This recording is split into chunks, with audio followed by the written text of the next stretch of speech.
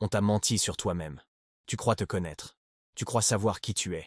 Mais ce que tu appelles moi, ce n'est qu'un rôle que tu joues depuis toujours. Un rôle appris pour plaire, pour être accepté, pour survivre.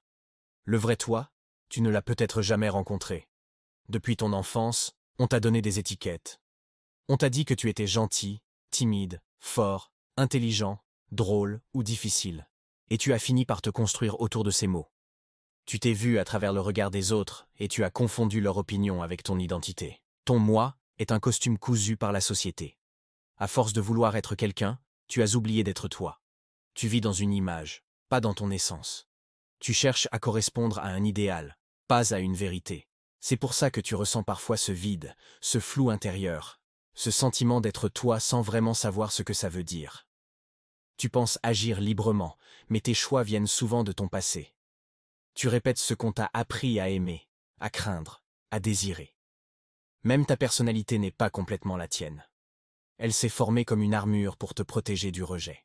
Tu souris quand il faut sourire, tu dis ce qu'il faut dire, tu deviens celui qu'on attend. Et à force de jouer ton rôle, tu as oublié que c'en était un. Tu dis « je ». Mais sais-tu qui parle quand tu dis « je ». Est-ce ton essence, ton ego, ton passé? Chaque pensée, chaque émotion, chaque réaction vient d'un conditionnement. Quand on t'insulte, ce n'est pas toi qui souffres, c'est ton image.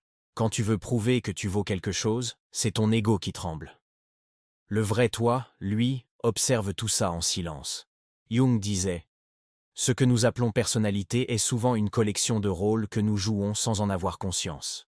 On croit être un individu unique, mais nous sommes des reflets. Reflets de notre éducation, de notre culture, de nos blessures. Tu crois être toi, mais tu es le résultat de tout ce qu'on t'a fait croire. Le monde moderne te dit « sois toi-même », mais il ne te laisse jamais le temps de savoir qui tu es. Tu dois te vendre, te montrer, t'affirmer. Alors tu construis une version présentable de toi. Tu polis ton image, tu caches tes ombres. Mais à force de cacher, tu t'éloignes encore plus de ton centre. Le plus grand mensonge du moi, c'est qu'il prétend te protéger alors qu'il t'emprisonne. Tu crois qu'il te définit, mais il te limite. C'est lui qui dit « je ne peux pas, je ne suis pas assez, je ne mérite pas ». C'est lui qui a peur du regard des autres. Le vrai toi n'a pas peur. Le vrai toi ne cherche pas à plaire. Il veut simplement être. Apprendre à se connaître, ce n'est pas ajouter des mots, c'est en retirer. Ce n'est pas dire « je suis comme ça », mais demander « pourquoi je crois être comme ça ». C'est observer tes pensées sans t'y attacher. C'est remarquer que tu changes sans cesse, et que c'est normal. Le moi est mouvant, il n'est pas figé. Le mensonge, c'est de le croire solide. Tu n'es pas tes pensées, tu n'es pas tes émotions. Tu n'es pas ton passé, ni les erreurs que tu regrettes. Tu n'es même pas ce que les autres disent de toi. Tu es la conscience qui voit tout ça passer, comme des nuages dans le ciel. Mais le mental déteste cette idée. Il veut une histoire, un nom, une forme, un cadre. Alors il t'enferme dans un récit, et tu appelles ce récit « moi ». On passe notre vie à défendre ce personnage. On se blesse pour le sauver, on ment pour le protéger, on juge pour se sentir supérieur. Mais plus on le nourrit, plus il prend la place de notre être véritable. C'est pour ça que beaucoup vivent fatigués sans savoir pourquoi. Parce qu'ils passent leur énergie à maintenir une façade. Se connaître, vraiment, c'est avoir le courage de tout perdre. Perdre les masques, les certitudes, les images. C'est traverser le vide de ne plus savoir qui on est. Et c'est dans ce vide que le vrai toi apparaît. Pas celui qu'on attend, pas celui qu'on admire, mais celui qui observe, ressent et vit sans devoir prouver. Regarde ta vie. Combien de décisions as-tu prises pour être aimé? Combien d'attitudes sont dictées par la peur du jugement? Combien de fois as-tu dit oui alors que ton cœur disait non? Chaque compromis que tu fais contre toi-même te coupe un peu plus de ta vérité.